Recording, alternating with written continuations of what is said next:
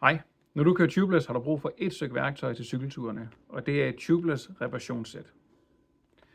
Det består af et hylster, et låg, hvor der i låget er værktøjet til at indsætte de her tubeless strips i dækket. Så når du har fået et hul i dækket, som selve tubeless-væsken ikke kan lappe, så tager du ganske simpelt en af de her strips, indsætter det i værktøjet, propper det ind i dækket, pumper op, og så kan du altså køre videre. Det fylder ikke særlig meget. Det er under 7 cm i længden. Det vejer kun cirka 28 gram, så du mærker heller ikke rigtigt, at du egentlig har det med på tur. Så tjek det her ud. Du har brug for det. God tur.